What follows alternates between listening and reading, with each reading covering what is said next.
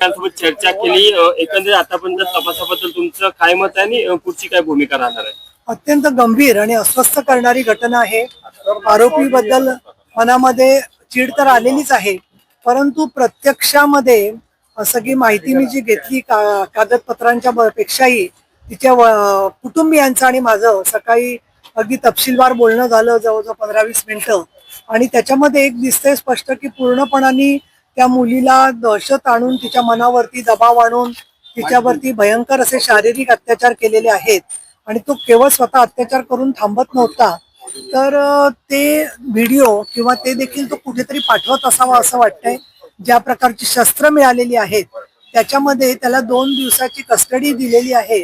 परंतु मला आश्चर्य या गोष्टीचं वाटतं सन्माननीय न्यायालयाचं, की वेगवेगळ्या प्रकारनी सायबर क्राईमचे धागेदोरे जोडण्यासाठीच किती वेगाने काम केलं तरी कमीत कमी 7 ते 8 दिवस लागणार, कारण शेकडो ठिकाणी इन्स्टावरती हे व्हिडिओ गेलेले असतील.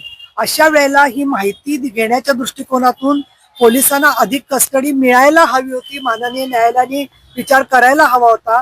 आणि ती मुलगी घाबरलेली आहे, मरता मरता मृत्यूला सामोरं जाऊन त्याच्यानंतर ती वाचलेली आहे. अशा वेळेला तिच्यावर तसंच साक्षीदारांवर, कुटुंबियांवर दबाव आणणारे जे लोक आहेत त्यांना पाठबळ मिळेल असं वर्तन कोणी करू नये.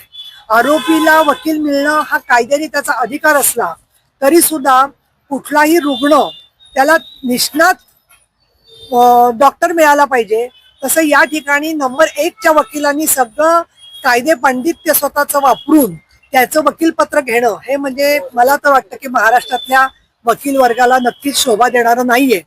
मी आवाहन करीन, कायदा आम्हालाही कळतो की अगदी कसाबला सुद्धा आरोपीला वकील द्यावा लागतो, परंतु यामध्ये या मुलीच्या पाठीमागे सगळ्या नागपूरची इतकी उच्च परंपरा आहे कायदे तज्ञांची, मग बोबडे साहेब असतील, गवई साहेब असतील, अशा वेळेला इथे कन्व्हिक्शन कसं मिळेल या दृष्टिकोनातून सरकारी वकिलांच्या बरोबर सर्व वकिलांनी सहकार्य करावं.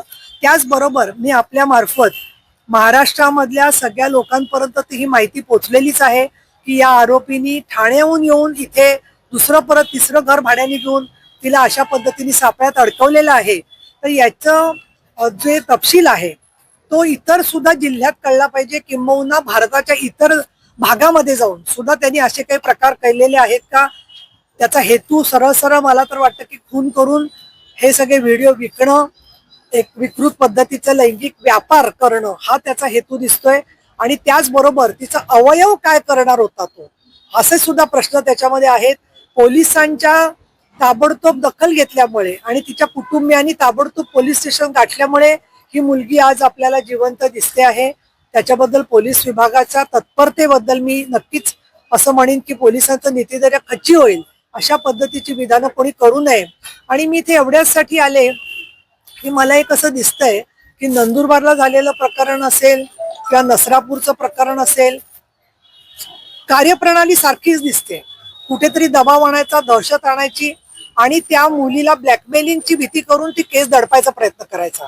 त्यामुळे कोविड जसा एक एपिडेमिक होता तशा पद्धतीने कुठेतरी खाद्यपदार्थातून उत्तेजक गोष्टी घ्यायच्या, लैंगिक भावना चालवायच्या, त्या सगळ्या विकृत गोष्टींचा व्यापार करायचा, त्यातून TRP मिळवायचा. आणि म्हणून याच्यात हा एकच आरोपी असेल असं नाही, त्याला कोणी ना कोणी साथ देणारे जे लोक आहेत त्याच्यापर्यंत लागे बांधे पोचले असतील तर ते देखील शोधून काढले गेले पाहिजेत असं माझं काम आहे. माझी विनंती राहिलेली आहे पोलिसांना. आणि त्याचबरोबर तिची मुलगी आणि तिचे कुटुंबीय यांना मी सांगते की आमचा सगळा समाज आपल्या बरोबर आहे.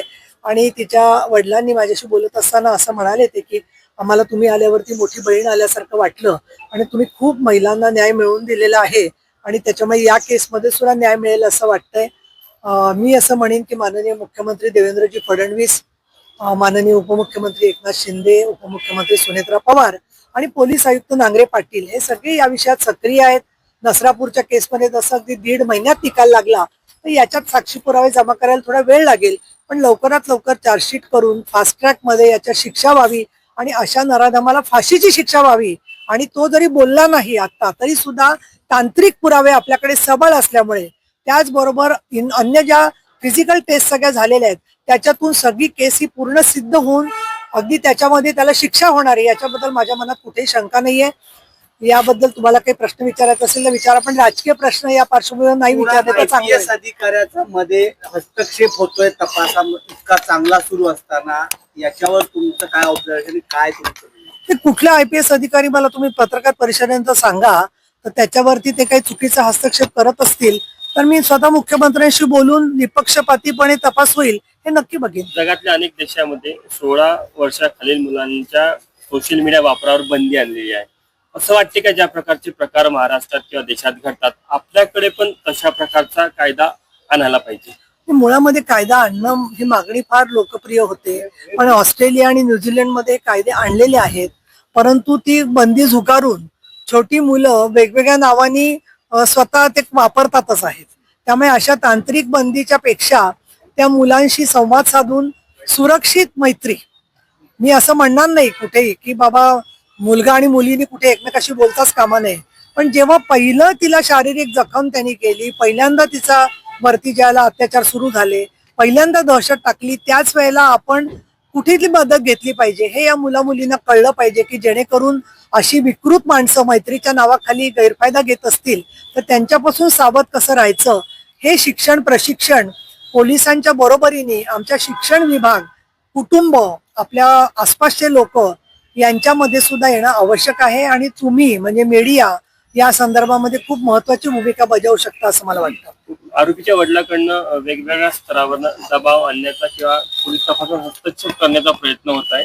त्यांना देखील सहआरोपी करावा का जर कसं खरंच होत नाही, असेल? जोपर्यंत फडणवीस साहेब, शिंदे साहेब आणि सुनेत्राताई आहेत आणि नांगरे पाटील इथे आहेत तोपर्यंत कोणीही दबाव आणू शकणार नाही एवढी मला खात्री आहे. दुर्दैवानी काही ठिकाणी न्यायालयाच्या मध्ये सुद्धा काही जर का त्याच्यामध्ये संवेदनाहीन पद्धतीने एखाद्या ठिकाणी कोणी वकिलांनी किंवा अन्य कोणी वक्तव्य केली असतील तर त्याची सुद्धा माहिती वरिष्ठ स्तरावर विधी आणि न्याय विभाग घेईल. आरोपी हा संबंधित पोलीस अधिकाऱ्याचा भाचा आहे अशी पण माहिती समोर येत आहे, त्याच्यावर मला असं वाटतं तुम्ही आता मला जाहीर सांगा कुठल्या पोलीस अधिकाऱ्याचा भाचा आहे, कारण अशी आपण जेव्हा विधानं करतो, मी तुम्हाला आधी विनंती केली की मला तुम्ही खासगीत नाव सांगा, पण आता तुम्ही जाहीर आरोप करताय तर याच्यामधून ज्या अशा अजून पीडित मुली असतील त्यांचं नित्यदिन खच्ची होतं, तर कोणाचा भाचा काय आणतोय सांगा बरं सगळ्यांसमोर तुम्ही मला. ताई हिंदी में नाही, हिंदी में बताव नाही. माझी तुम्हाला विनंती आहे. नाही, चर्चा आहे पा अशी चर्चा पण आहे की काही लोक अजून त्यांना मदत करणार आहेत. चर्चेला काय अर्थ आहे? तुम्ही प्रश्न विचारत असताना माझी तुम्हाला विनंती आहे की अशा पद्धतीने तुमच्याकडे जो पुरावा असेल तो द्या. मी तुम्हाला आधी सांगितलं तो तुम्ही दिला नाही, त्याच्यावर तुम्ही थांबला नाही, परत तुम्ही दुसरं सांगताय. असं करून उलट मला असं वाटतं की सरकारबद्दलची, पोलिसांबद्दलची संशय तयार करून अजून गुंडांना संरक्षण मिळतं याची तुम्ही जाणीव ठेवा. नाहीतर माझी तुम्हाला विनंती राहील की एक पत्रकार म्हणून तुम्ही गोपनीय पत्र उच्च न्यायालयाला द्या. तुमच्याकडे मार्ग आहेत ना सगळे, तुम्ही आम्हाला सुद्धा गोपनीय पत्र द्या. आम्ही काही जाहीर करणार नाही, ते तुम्हालाही संरक्षण आम्ही देऊ.